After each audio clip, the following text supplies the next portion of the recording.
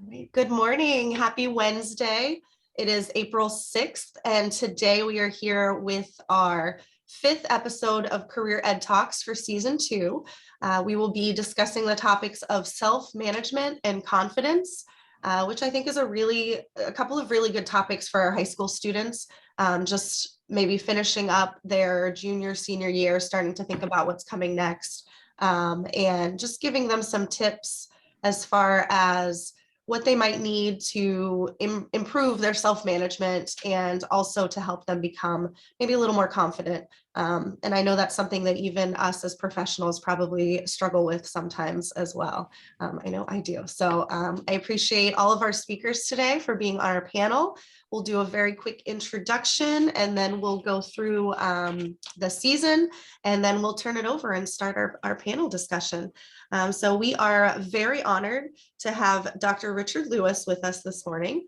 He is a retired engineer, but he's still very active and involved in tons of volunteer work. And we're so appreciative of Dr. Lewis and everything that he does and gives back to our community. So thank you for being on here today.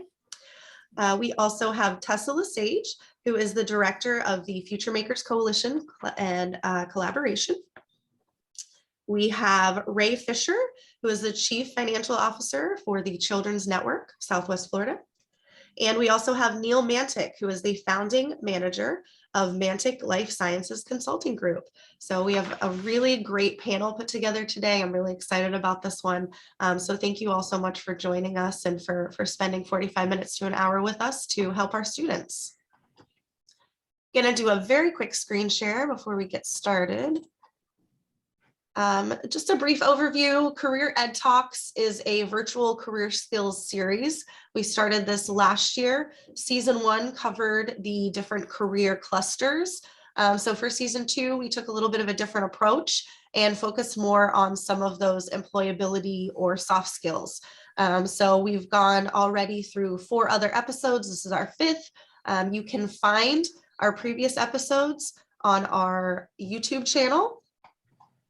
And you can find that by going to bit.ly/Lee Career Ed Talks. That will take you directly to our YouTube channel. And once we finish up this panel, it will be uploaded in there as well. So you have access, teachers, students, families, at any time, whatever's convenient for you to access all of these recordings. All right, so we've also found that in Southwest Florida through local workforce development survey results that businesses list employability skills as a top competency gap in target career areas. So because of that, that's why our department, the Career and Technical Education Department of the School District of Lee County, in partnership with the Foundation for Lee County Public Schools, are hoping to highlight local career industries and professionals who have shown strength with these specific employability skills to hopefully impart some of their knowledge to the next generation of our future workforce. So we are very honored to have all of you. My name is Kelly Thawley. I'm a career specialist here in the Career and Tech Ed department, and I am joined by my partner, Brandy. Do you want to say hi really quickly? Hello, I'm Brandy Fulgham. I'm a career specialist. I work right alongside with Kelly in the Career and Technical Education Department, and I help oversee our on-the-job training programs and middle school career exploration. Awesome. Thank you, Brandy. So today we are covering the topics of self-management and confidence. Just to give a little bit of background, Google Dictionary has the definition of self-management as management of or by oneself, taking responsibility for one's own behavior and well-being. And then confidence, the definition of confidence is the feeling or belief that one can rely on someone or something, firm trust, a state of feeling certain about something, a feeling of self-assurance from one's own abilities or qualities. And that definition is probably the one we're going to go with a little bit more, is the self-assurance arising from one's own abilities. So just kind of imparting some knowledge with our middle and high school students of how to get that self-confidence and how to use some self-management to help build that confidence. The first thing we're going to do is kind of go around, and I'm going to allow our panelists to share a little bit about themselves and their background. Feel free to share anything about your career. That seems to be very interesting to our students as well as the topics. So we'll go ahead and let's start with Tessa. Tessa, can you give us a little background, your education and career history? Sure. Well, hello, everyone. My name is Tessa LeSage, and I'm a future maker. I work at Collaboratory, which is actually a community foundation, and that is philanthropy. So if you think about getting grants or people making contributions to projects that hopefully are making a positive impact in our community, and to organizations that are making a positive impact in our community, that's what we do. We help people give back to the community. But I also run FutureMakers Coalition, and that is a collaborative initiative that aims to transform Southwest Florida's workforce to increase the number of skilled workers that live here and that are able to fill in-demand jobs. And when we talk about skills, we're also talking about the soft skills that we've been describing in these career ed talks. I actually grew up in Lee County. I went to Heights Elementary, Cypress Lake Middle School, Cypress Lake High School. So I am a product of the same school district that everyone here is in. And then I went to Boston College. I was really lucky and very naive to have the opportunity to go there. I was first gen. I didn't really know why I was choosing Boston College, other than that it was a really good school. And I managed to negotiate my ability to get enough financial aid to afford to go to an extremely expensive school. I still had to take out student loans. I had no clue how that would impact me, but I did it. And I figured I'd end up in a big city somewhere, and here I am back in Fort Myers. But it's a really good thing to be able to have the opportunity to work to make the community a better place and to partner with so many amazing organizations here in our region. I also managed to get a master's degree from Florida Gulf Coast University that my employer actually paid for. So in my first job, I worked there and was able to use the tuition assistance to be able to get my master's degree for free, which was great because Boston College was really, really expensive. And so that was such a huge bonus. And so I think that it's really important to recognize and have the confidence to ask for what you need, like financial aid, help with FAFSA, and to be able to go to your employer and say, hey, I want to add additional value in the work that I'm doing. I want to grow professionally. How can you help me do that? How can you help me reach my goals? Those types of qualities and being able to communicate have been extremely critical in my career and to where I've gotten today. Awesome. Thank you, Tessa. And we are lucky to have you back here in Lee County making a difference. So thank you. The School District of Lee County is a huge FutureMakers partner, so we are blessed to have Tessa on here today. Let's jump over to Dr. Lewis. Okay, sure. Thanks. I grew up in a little town called Pilot View, Kentucky. Didn't have a lot of resources. It's on the edge of Appalachia. But I had a family that cared about education. My grandmother was a teacher, a public school teacher, and that influenced me a lot. In high school, I did okay. I think I was, a lot of people where I'm from raised tobacco and don't really go to college. So I did fine there. I went to a small school. Sometimes I think that made a big difference for me. I might've gotten lost in a larger school, went to a small school. I worked a lot of summer jobs and I paid my way through school. It was back then it was a lot cheaper and you could work summer jobs and get enough money to go to school. But I got a degree in physics from a place called Center College. It's a liberal arts college. It had a 3-2 engineering program. And you could choose between several other programs. I chose Vanderbilt. So I went 3 years to Center, 2 years to Vanderbilt University, got a civil engineering degree. And I was a kid from Kentucky. Nashville is the biggest town I'd ever lived in. And one of the professors there said, you're doing pretty well. You're pretty good at this school stuff. Why don't you try to apply? I was going to think about grad school because I wasn't quite sure that I knew enough stuff yet to really do anything. So he encouraged me to apply, and I did, to MIT, and I got in and I got a fellowship because I, like Tessa, could not afford anything. I'd spent all my money on undergraduate. I did take out some student loans as well, They put those on pause while you stay in grad school. So that seemed good too. And I got into MIT and got my master's and PhD there. And talk about confidence. I met people who were honestly some of the best at what they did from around the world. And yes, they were confident, and man, could they self-manage. These people, I don't think I had all those characteristics when I showed up, but when I left, you kind of have to, you grow, and I grew. And I had a lot of good examples around me of people who were confident, but also compassionate and kind to me. And I had mentors. And I think one of the most important things in life, I don't know that you can get through life well without a mentor, somebody who takes a little time and spends some time with you. So in any event, I got my first job as an engineer. That was fine. A year and a half later, I had a daughter, and we wanted to get a little closer to home. So folks are in Fort Myers, moved to Tampa, joined a firm, worked my way up. A lot of self-management there, having to decide, pay was okay. People wanted you to work way harder than you should, and trying to decide, what are you working for? Why are you here? I was trying to understand some stuff that may have my own business someday. So I was trying to learn all the ins and outs, and it looked like I was working really hard for somebody else, but I was really working pretty hard for myself, learning different things. And I worked my way up. I was the least paid engineer on staff when I started. And when I ended, we sold the firm, 275 people. We grew it up. I think it was about 15 or 20 when I showed up. We were 275 when we sold, at offices in the Southeast. And I was the largest individual shareholder at that time.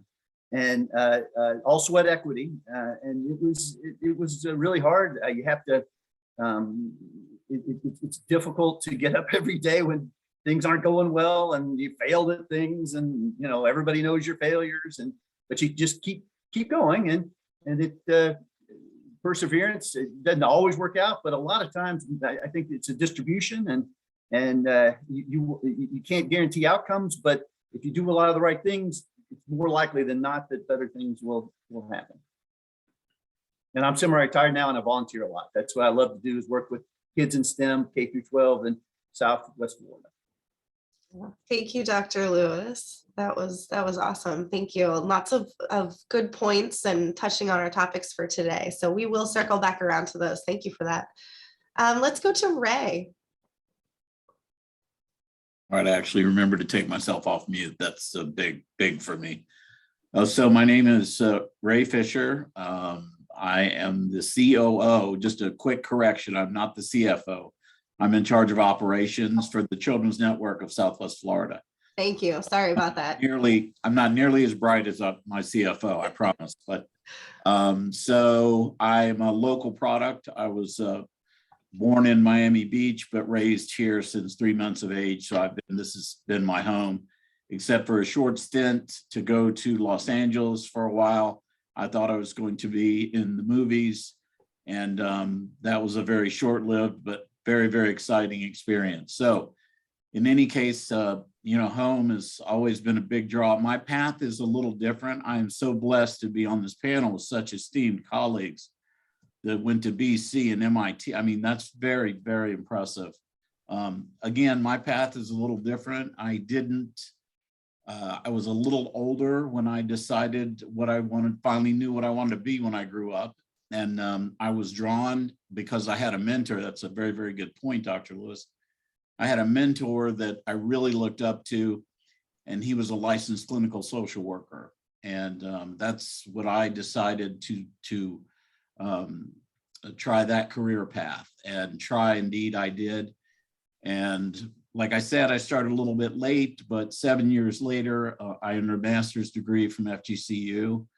That's my alma mater. I also had my undergrad from FGCU, because by the time I went back to school, I already had a family, and I wasn't able to exactly move, to different schools, better schools, bigger schools, what have you.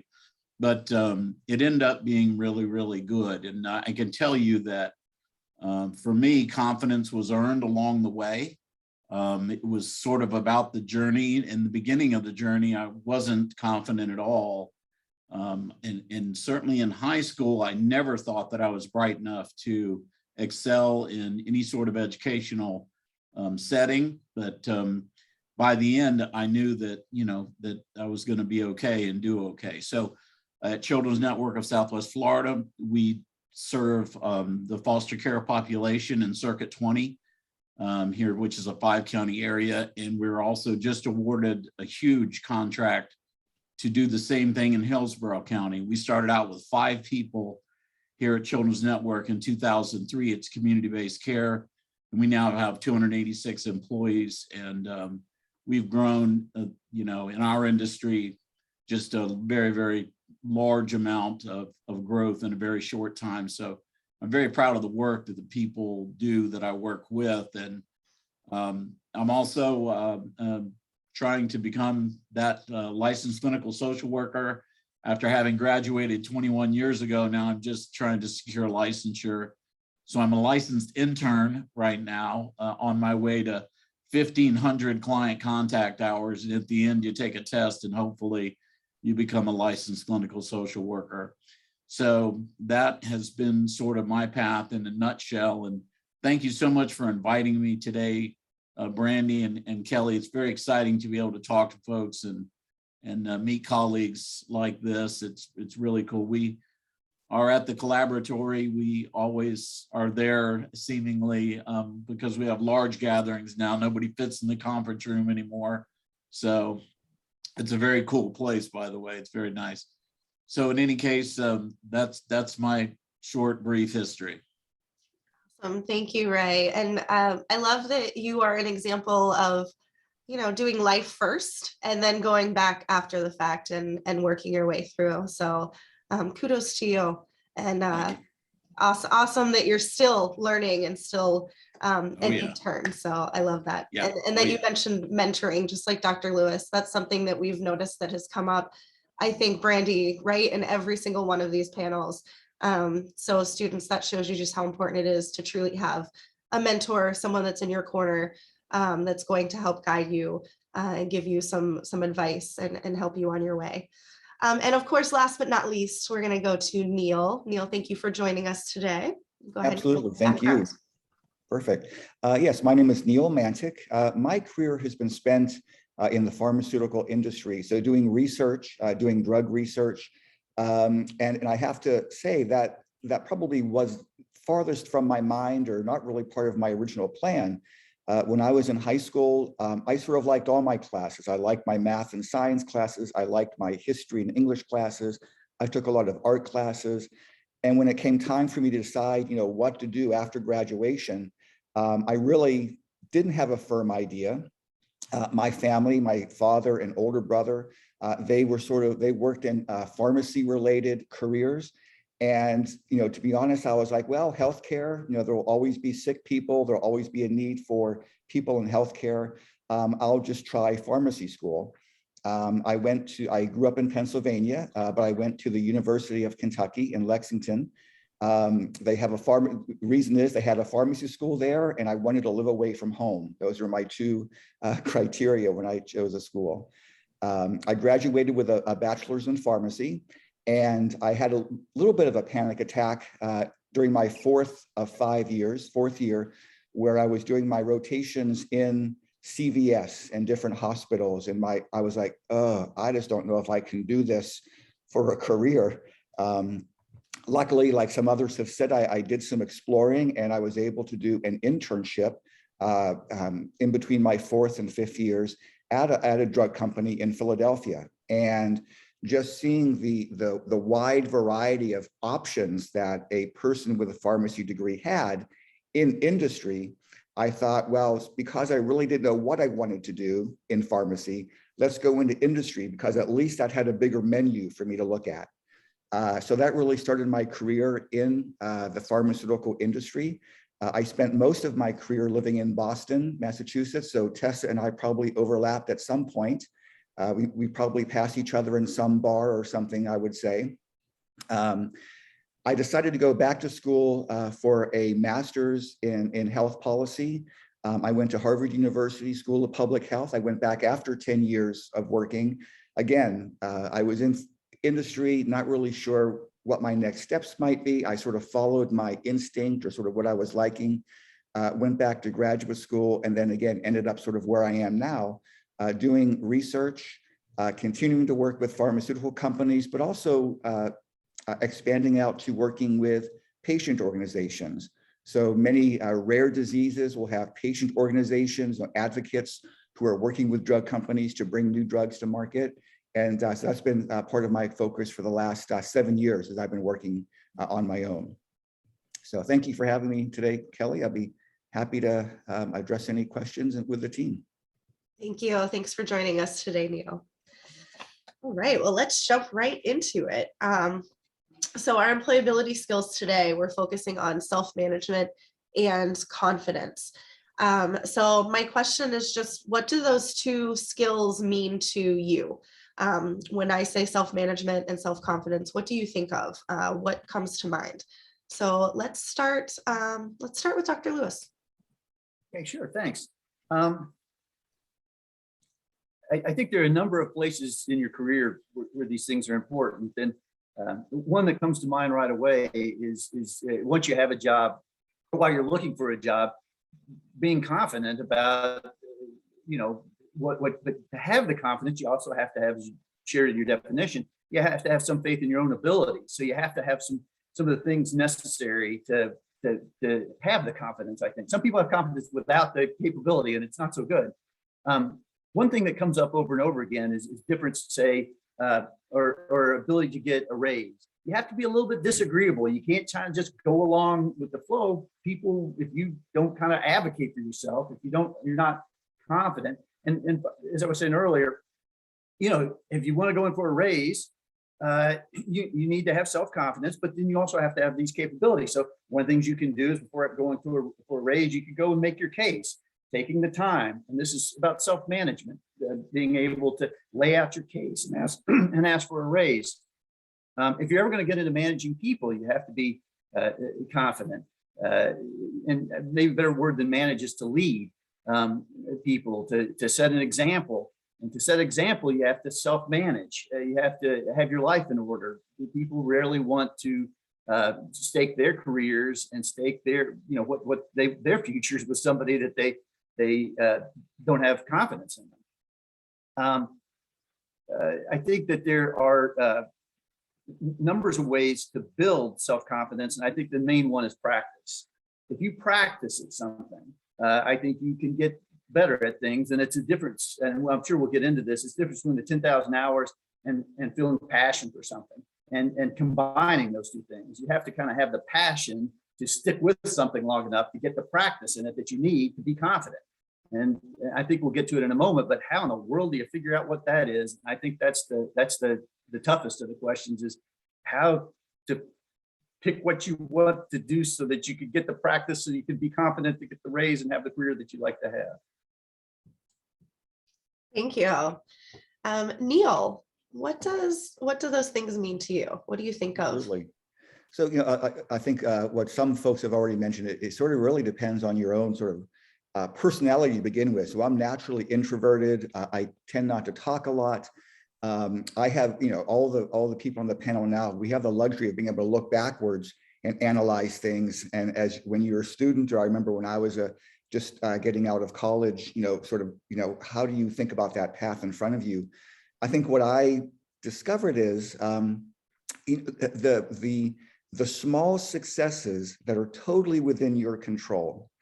And what I mean by that is, as I think about the people I've managed that I was the boss of over time, I most appreciated the people who showed up to work on time. They took, self-management, they took the initiative to show up to work on time. When we spoke on the phone, or I got an email, or back then we wrote memos and had paper memos, were they well written? Very often when we text on our phone, LMAO and LOL, I don't want to see that in my business communications. And I appreciated the people I worked with, who took the time to write clearly, speak clearly, show up to work on time. And your boss notices that. They see that initiative.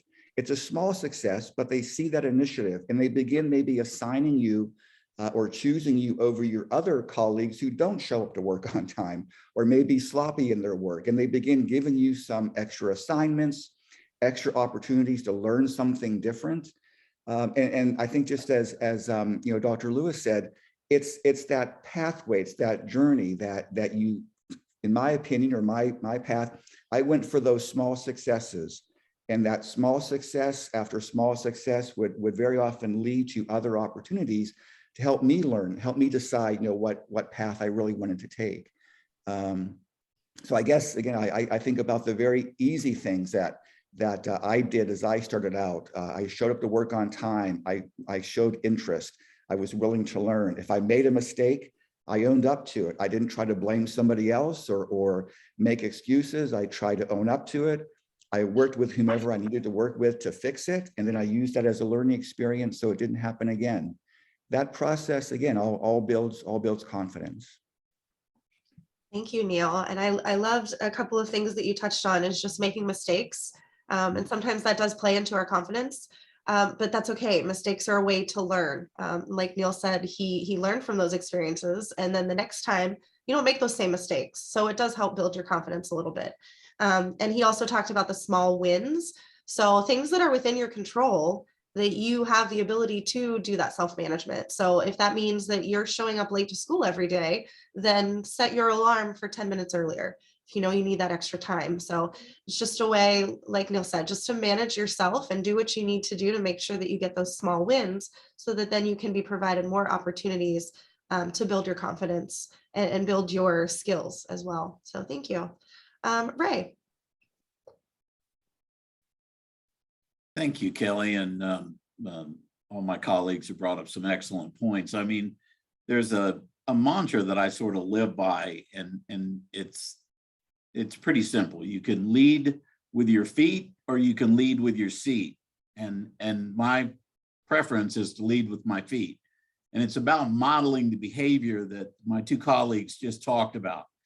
It's not like you wake up one day and all of a sudden, wham, you're confident about things. That is small, you know, you build that along the way. That is something that's built along the way. So the small things that Neal talked about and Dr. Lewis talked about, very, very important.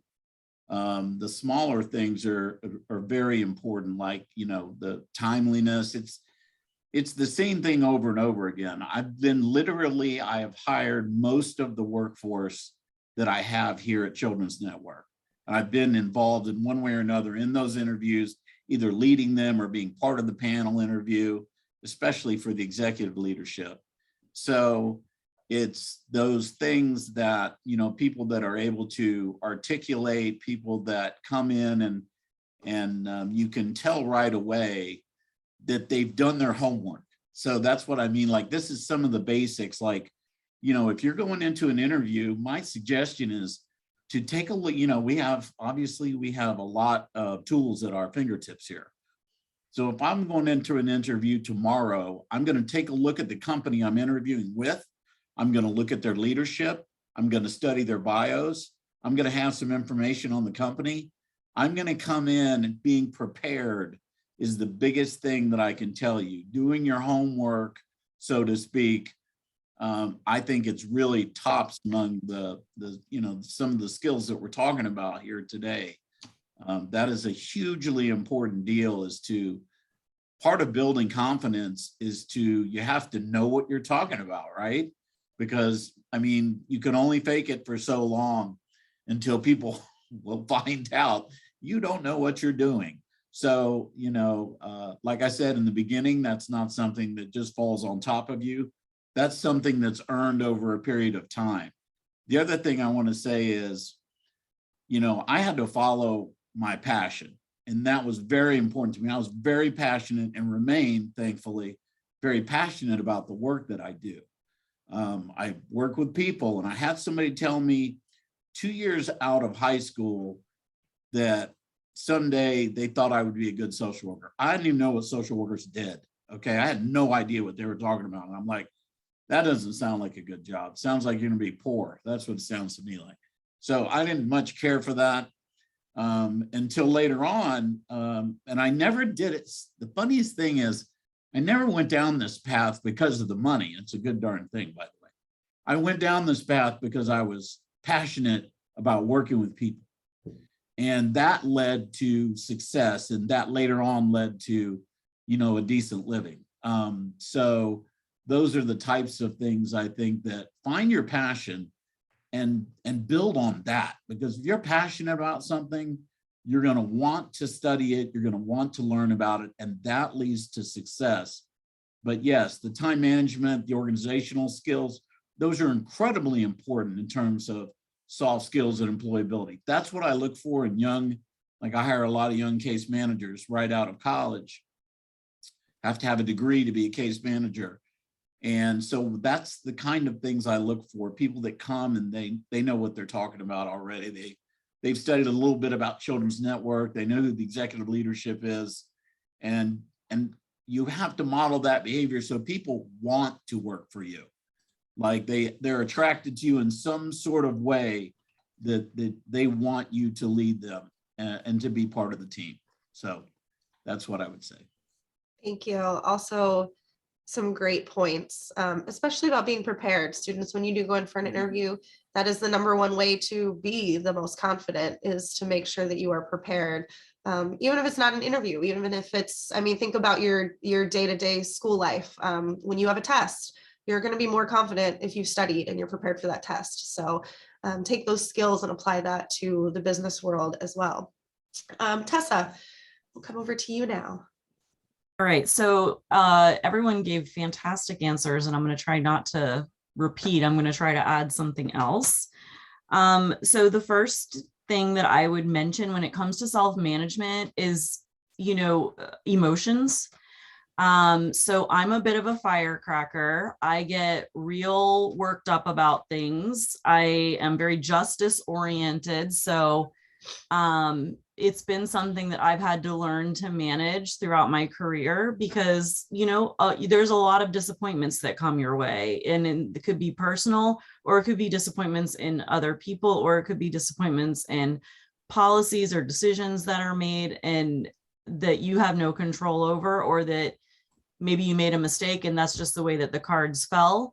The other piece of that, though, is in our personal lives. And I know that, over the last several years and so many families in Southwest Florida struggle. A lot of your parents are probably working more than one job. You're watching them struggle, and you have to take care of siblings or work yourself.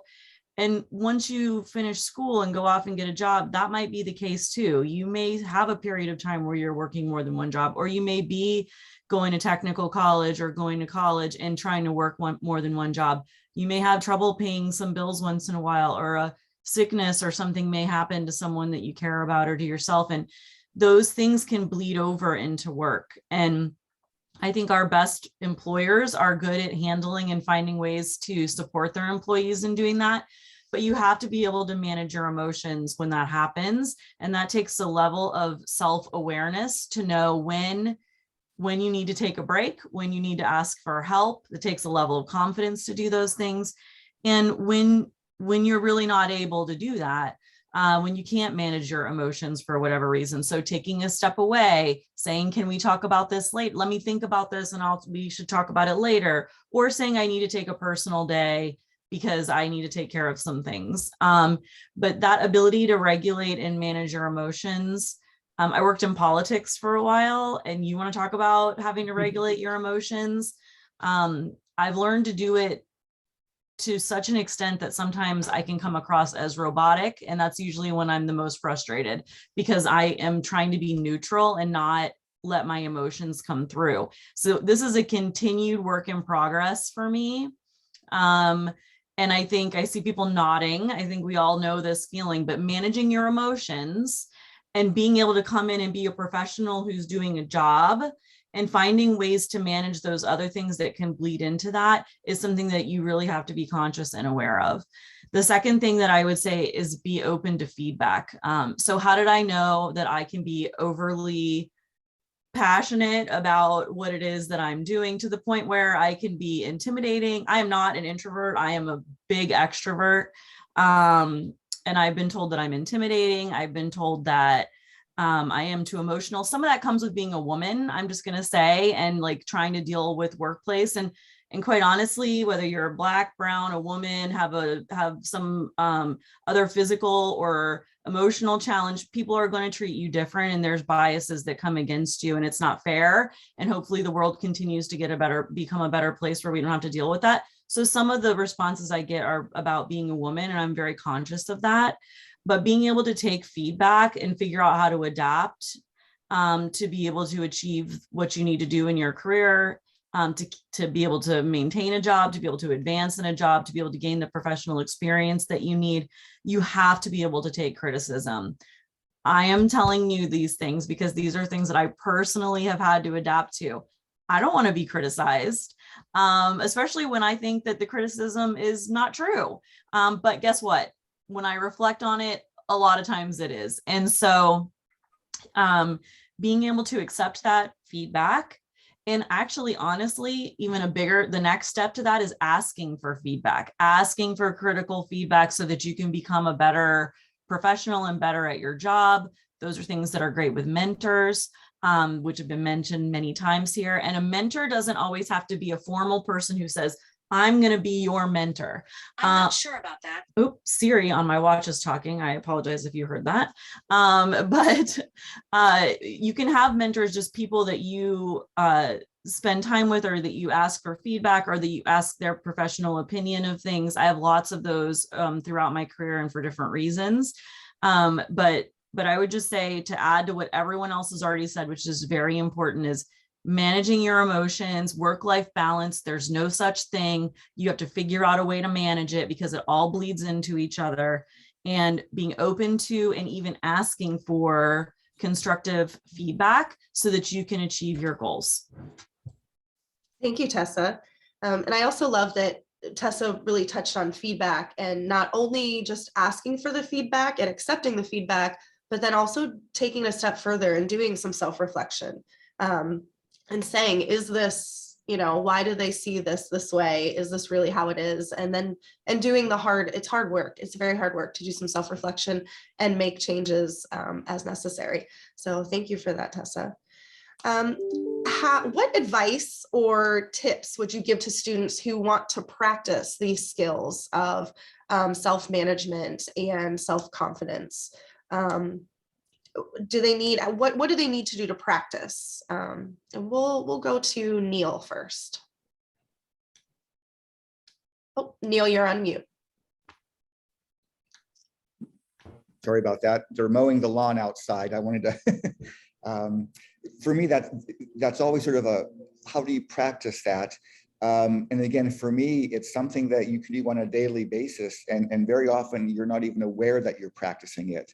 And so again, giving it your best on what you do. So an assignment in school, if you're on a sports team, be there for your teammates. Very often it's not the technical skills. I'm good at math, I'm good at geometry, or whatever the case might be. It is building those interactions with other people in your class, on a team, whatever that might be.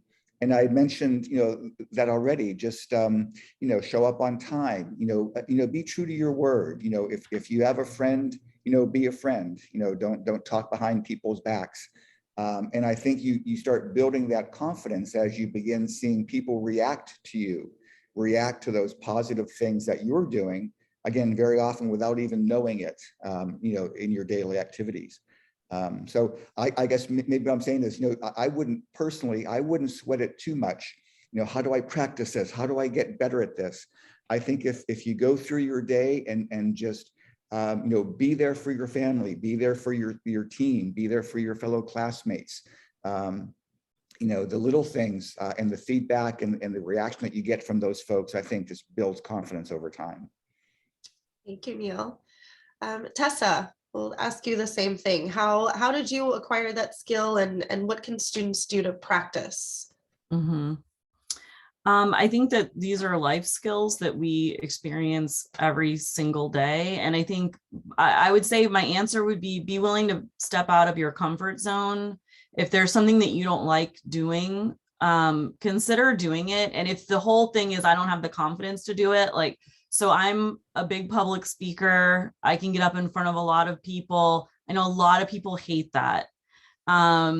I can get up in front of a lot of people and talk without even preparing, which is terrible. That's a terrible, terrible thing, but I can do it because I'm very comfortable doing it.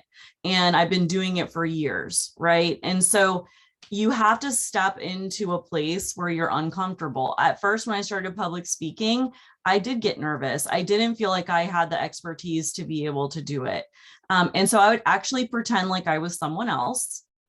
In my mind, I would picture, you know, someone that I thought was better at it than me, or someone that I had seen do it. And I probably would even mimic some of the things that they did. And I would force myself to just try it. And I've made a million mistakes over the years. But if you look at it as practicing and not doing something that's just scary, but instead, like, I'm going to go do this because it's harder for me to do this thing.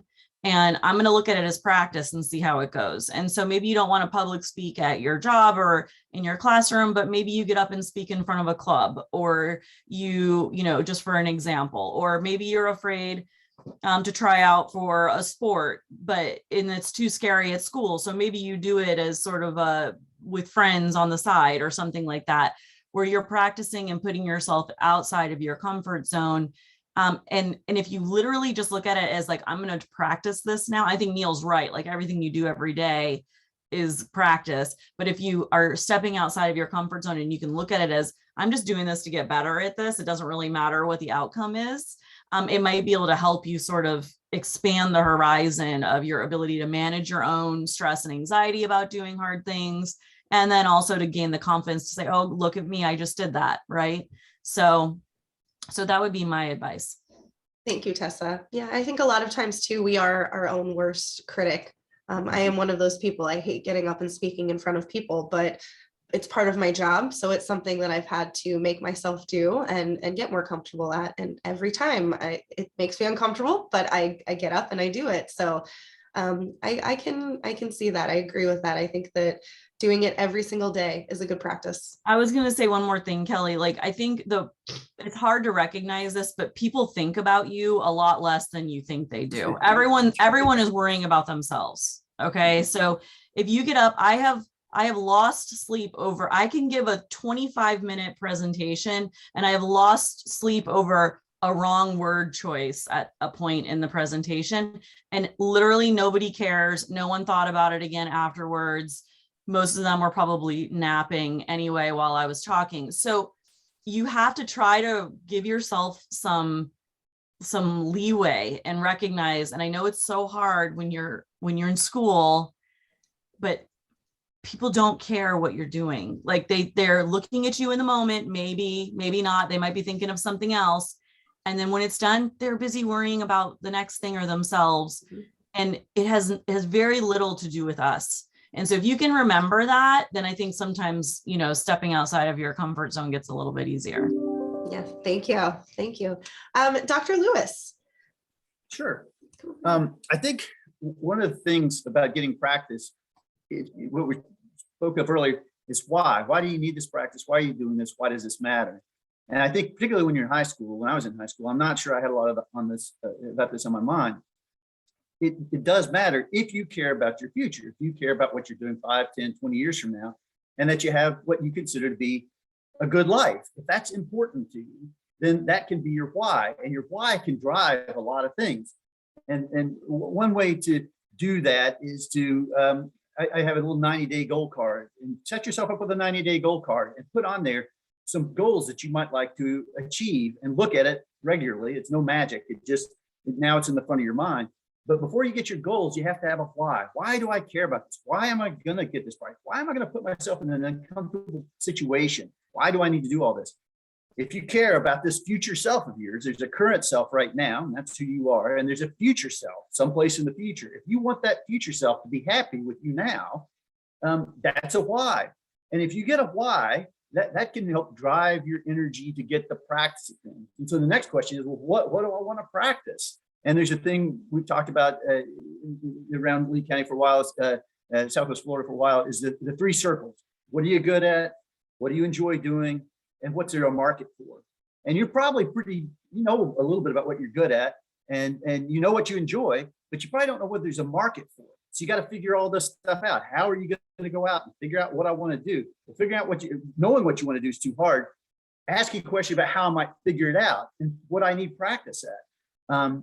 And so those are all things that you could do. The 90-day goal card. There are a number of other tactics that you can use, but the easiest thing to do is get distracted, because it's just easier to. There's a Kahneman's done some work with system 1, system 2. It's an elephant and a rider, and the elephant just kind of lumbers along and doesn't pay attention, and then the rider will wake up and say, well, how did I get here? Well, I watched TV all day. I didn't do anything. Waking your rider up so that your elephant just doesn't take you off in an undetermined location. Waking that rider up requires a why, and then it requires some goals that you regularly look at, so that when opportunities come in front of you, you can be in attack mode. You can say, this is what I need to get practice at.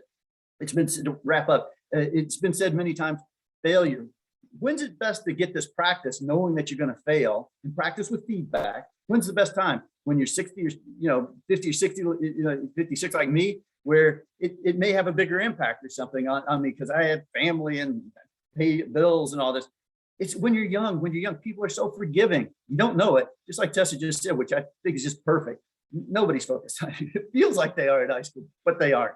And if you get some failures, people always forgive young people. People actually go out of their way to help younger people. Now is the easiest time in your life to get this practice. The hardest part about this is there's so much in front of you. What do you focus on? Using some of these tactics to figure out what you want to do, what you want to get your practice at. The sooner you start, the sooner it'll happen. Thank you, Dr. Lewis. Great points. And that plays into, I know Tessa earlier said she gets worked up, and it's over things that she's passionate about. And that just shows that she's in a career field that is probably the right one for her, because it's something that she's passionate about and she enjoys. So whether you like it or not, Tessa, you're in the right place. Let's go to Ray. Oh, thank you. So yeah, everybody's really said a lot of the things I was thinking. I loved what Ms. LeSage said about getting out of your comfort zone. That's very good. Everybody brought up some excellent points. I will just say this, that I learned so much more from my defeats than I did my victories, because victories are easy to celebrate when you know you've done well. Other people are telling you you're doing well. There's a very thin and fine line between cocky and confident. And I learned that very early on. And people can tell when you're either, I promise. So I had to be very intentional about practicing the things I wanted to be good at, especially early on. I was very, very self-absorbed and self-conscious as a high school student. And I was very into the social network that was, it wasn't like it is today. The social platforms we have today was very different. When I was going through high school, we slid off the brontosaurus into the classroom. But I will say that there was still that very, you're only interested in yourself. And that, so I think, again, Ms. LeSage brings up, LeSage rather, sorry, I got mixed up there for a second with someone else, brings up an excellent point about nobody's really watching you. And I think Dr. Lewis brought up an excellent point about people being forgiving to younger folks. They are. I cannot tell you how many times people forgave me along the way, and still today offer me a lot of grace and room to make mistakes in, knowing that everybody learns along the way. I don't care how experienced you are, how old or young you are always going to be, if you keep your mind open, which is another thing I would certainly suggest. We don't have all the answers. I didn't even know most of the questions, okay, much less the answers to the questions. So I learned so much along the way. And as far as practice, I had to be very intentional about that, in terms of I would actually practice in front of the mirror. I would say it out loud. I'm naturally an extrovert as well. I don't mind doing the public speaking thing. It's I'm okay at it. That's just about it, but just okay. I would practice with friends and family members if they would let me. If, for instance, I was going to an interview and it was going to be a panel interview, I would practice that way. So there's some very tactile, very real life situations you can bring to your own table to be able to practice those skills. That's what I would say about that. Thank you. And I loved Ray's point to learn more from your mistakes than from your victories. So it's important to try to put yourself out there. And if you make a mistake, it's a good time to make mistakes because people will be forgiving and they'll give you some grace. And then you can just try again.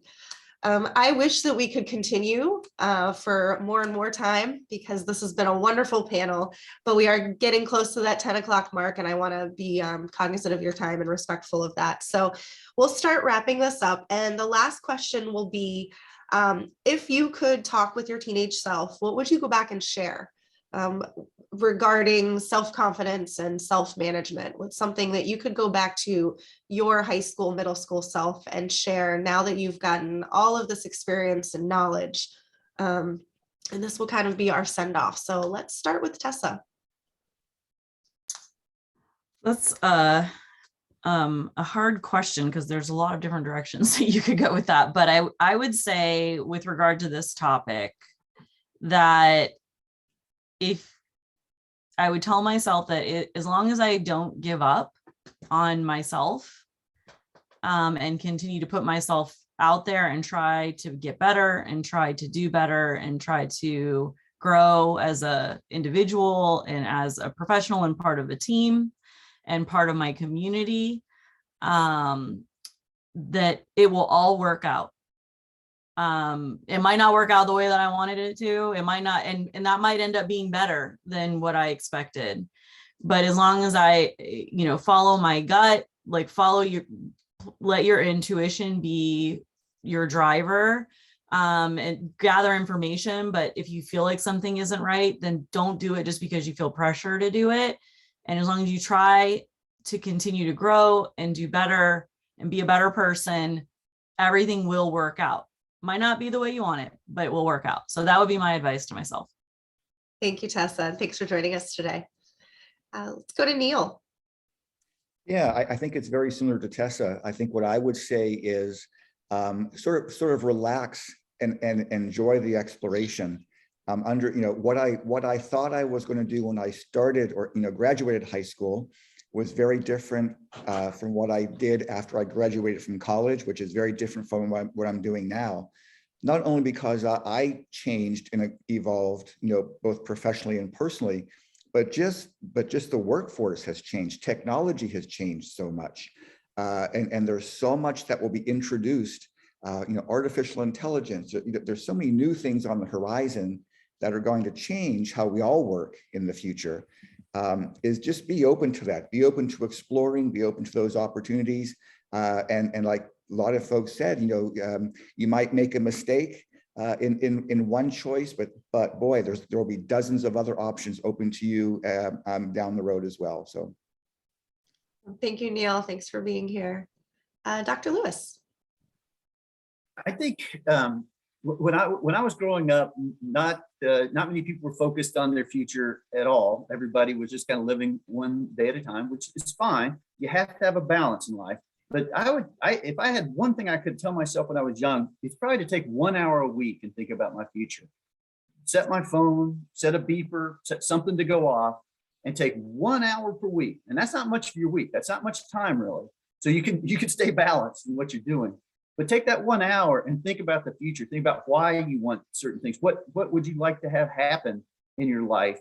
And every week, and that's 52 hours a year. And I know I didn't spend 52 hours a year thinking about my future when I was a kid, but just 1 hour a week, which is not very much. Set the beeper. If you forget the beeper, set 2 beepers and have an alternate day to have whatever it takes to wake the rider up, stop the elephant from roaming away, and take that 1 hour a week to think about your future, where you'd like to go. What will I have to do that? What are the next 3 steps? And make a little list. Don't take a lot of time about it. Don't freak out about it. Don't worry about it. I know there's enough stress on everybody nowadays, but 1 hour a week, I think would actually be doable for most everybody. And it would have some pretty amazing results, I think.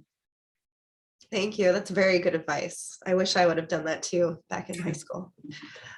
Thank you, Dr. Lewis, for joining us today. And last but not least, Ray.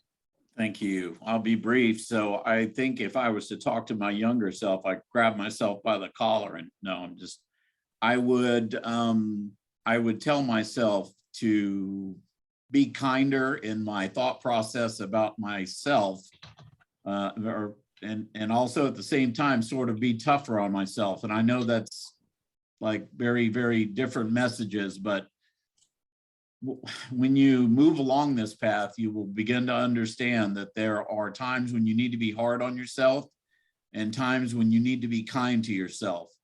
And maturity brings about those lines of demarcation where you recognize when to do each. And it's a really important message, I think it was for me, to learn to treat myself with respect and dignity and kindness like I was raised to treat others.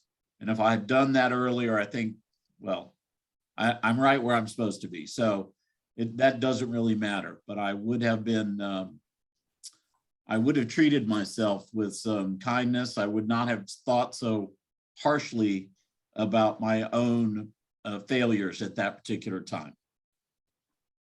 Thank you. Great advice. And thanks for joining our panel today, Ray. One last thing that I just thought of is just to take advantage of opportunities.